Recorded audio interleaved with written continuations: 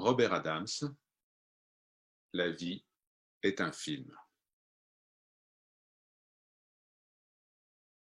La vie et le monde que vous voyez, que vous observez, est votre film. Vous êtes en train de regarder un film à chaque fois que vous regardez le monde. Toutes les choses que vous voyez, c'est votre création. Cela vous appartient. Cela n'appartient à personne d'autre. Tout ce qui est vu. Rien ne se produit. Tout s'est déjà produit. Et vous semblez vivre un film où des événements arrivent, mais vous êtes en réalité le projectionniste et vous projetez votre conte de fées. L'idée, vous voyez, est d'être libre, de se libérer. Mais comment pouvez-vous vous libérer lorsque le monde vous blesse, lorsque vous êtes toujours en train de faire des plans, en train de critiquer, en train de vous mettre en colère, en train de réagir? Comment être libre? Vous vous impliquez avec toutes les situations de la vie, comme si ces situations allaient durer pour l'éternité. Mais vous commencez à réaliser que la seule chose qui soit permanente dans la vie, c'est le changement. Rien ne reste stable. Rien ne reste immuable. Alors, pourquoi s'identifier avec le monde extérieur? Le sage laisse le monde tranquille. Il n'a que très peu de choses à voir avec le monde. Ils ont pratiqué afin de ne pas réagir, de ne pas s'identifier lorsqu'une situation sera observée. Rien ne peut vous faire du mal. Vous ne pouvez plus être blessé, que ce soit par des paroles, ou par des actes, ou par quoi que ce soit d'autre. Où que vous soyez, vous vous installez. Personne n'est responsable de ce qui vous arrive. L'apparence est que les gens, entre guillemets, semblent être responsables parce que vous êtes toujours impliqué avec les gens. Mais en réalité, tout est prédéfini. C'est comme si vous étiez un acteur et que vous étiez en train de répéter une pièce de théâtre. Et puis, vous jouez votre rôle. Vous n'êtes pas véritablement en colère avec les acteurs qui partagent la scène avec vous. Vous savez que tout ça, c'est irréel. Tout le monde joue. La vie, c'est ça aussi. C'est une comédie. Premier acte, eh bien, le premier acte déterminera comment le deuxième acte va commencer. L'acte 2, c'est quand vous renaissez et que vous expérimentez de nouvelles choses, de nouvelles situations, et puis vous continuez à jouer.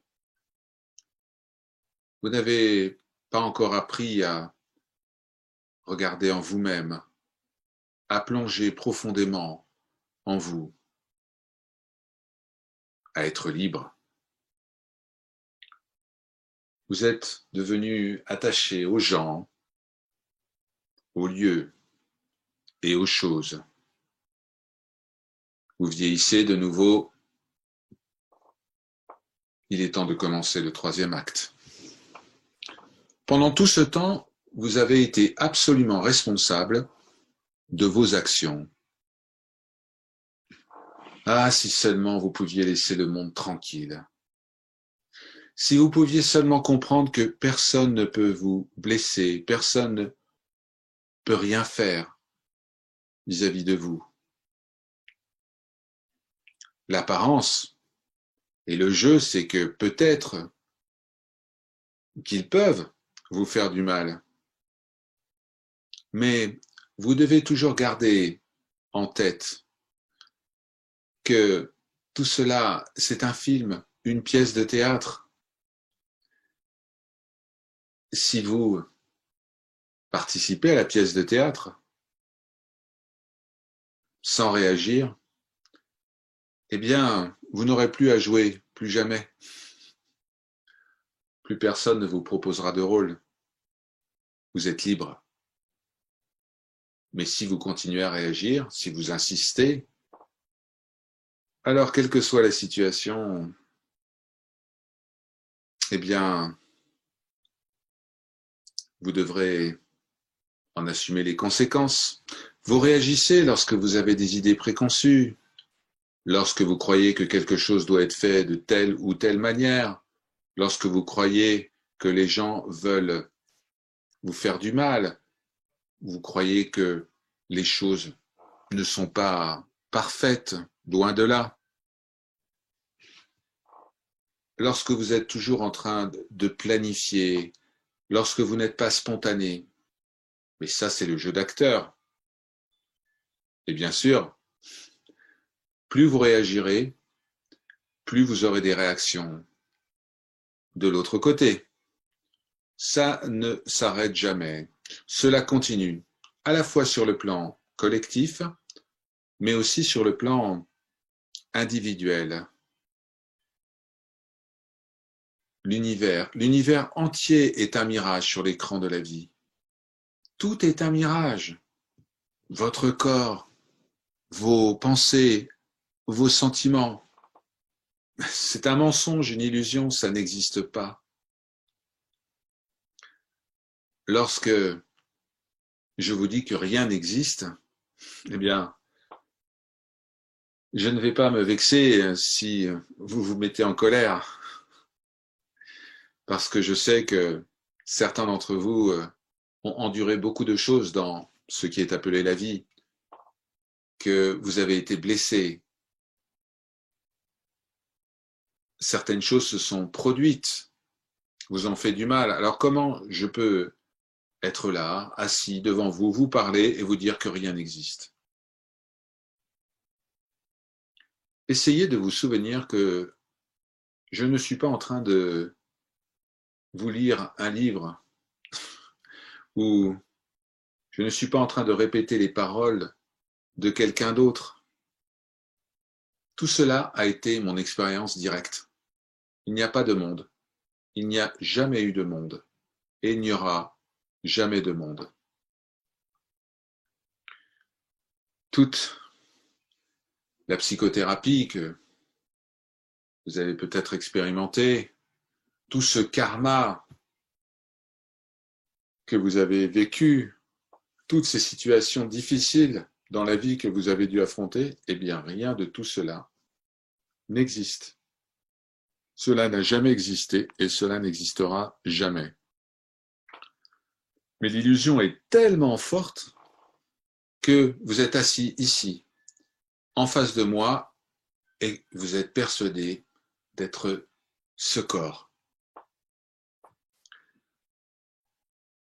Je ne sais pas combien de fois je vais devoir vous le dire, mais vous n'êtes pas le corps, vous n'êtes pas le mental, vous n'êtes pas l'agent, vous n'êtes pas celui qui récolte les résultats de ses actions. Et pourtant, vous vous identifiez tellement avec le corps. Lorsque vous marchez, à quoi pensez-vous? À vous-même, n'est-ce pas? Quoi que vous fassiez, vous pensez à vous-même. Peut-être que de temps en temps, vous êtes aux abonnés absents lorsque vous regardez la télévision, lorsque vous allez voir un film dans le film, lorsque vous faites du sport, mais ça ne dure pas.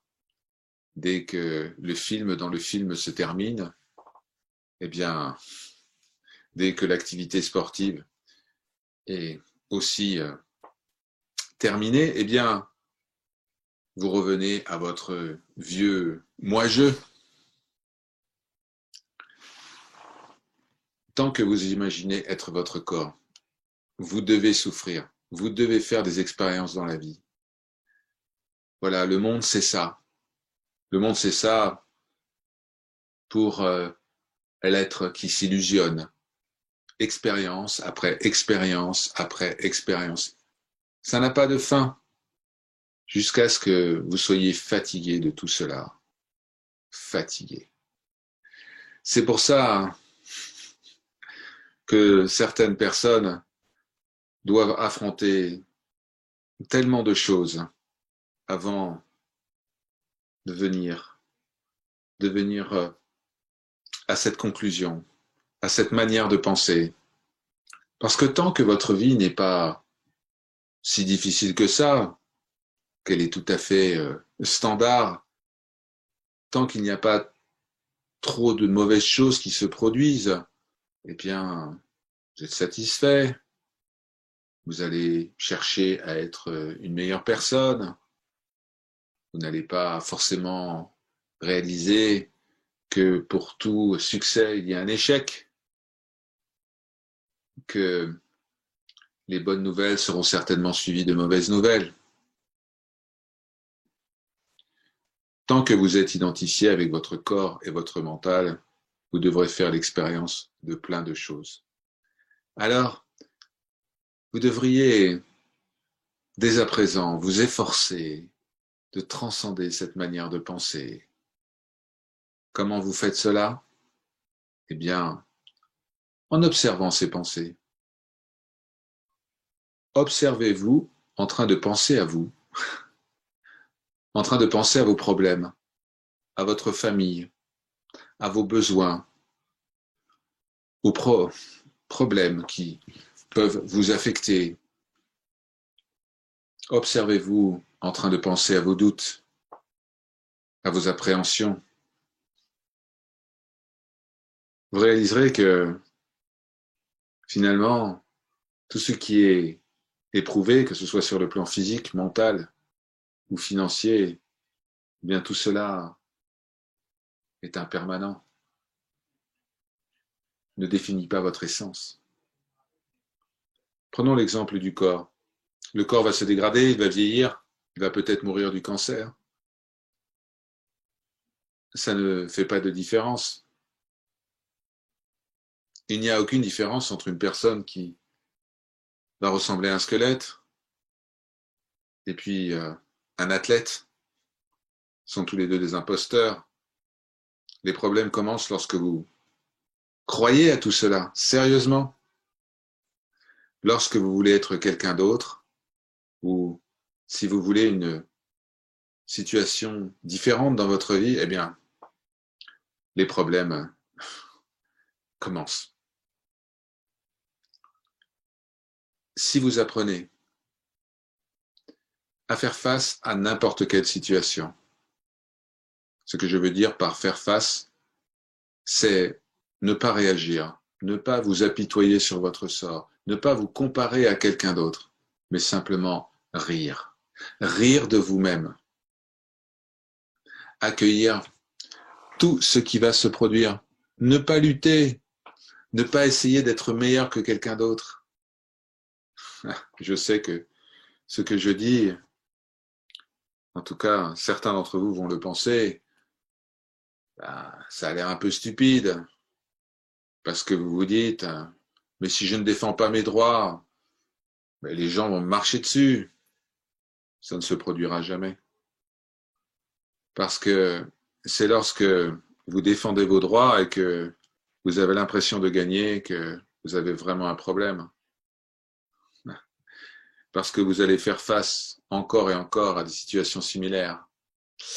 Jusqu'à ce que vous vous posiez, que vous lâchiez prise et que vous ne réagissiez pas.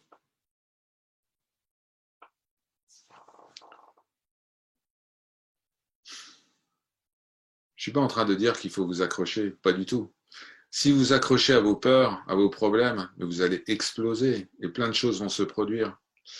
Non, non, je parle de transcender sa vie, de d'explorer une dimension différente, de voir les choses d'une manière radicalement différente, plutôt que de subir l'état de veille, de sommeil et de rêve. Il s'agit de résider en soi. Vous résidez en vous lorsque vous êtes parfaitement tranquille, lorsque les pensées s'arrêtent, lorsque les gens autour de vous semblent être dans une turbulence immense, peut-être qu'ils se tirent dessus, peut-être que des guerres sont en train de se dérouler, mais vous êtes serein, vous êtes tranquille, vous n'êtes pas dérangé. Vous ne pouvez pas prétendre que vous êtes calme et en paix lorsque vous avez tant de colère en vous et que vous voulez défendre vos droits et que vous croyez que les gens essayent de vous faire du mal. Alors oui, il faut travailler sur soi. Ce corps apparaît comme une usine, plutôt comme un laboratoire pour réaliser quelques expériences. En fait, il n'y a qu'une direction à suivre, et c'est la direction du cœur, de l'intime. N'essayez pas de faire quoi que ce soit dans le monde pour gagner quoi que ce soit sur le plan spirituel. Le monde ne peut rien faire pour vous. C'est en vous que vous trouverez la vérité. Par leur grâce, Om Shanti, Shanti, Shanti.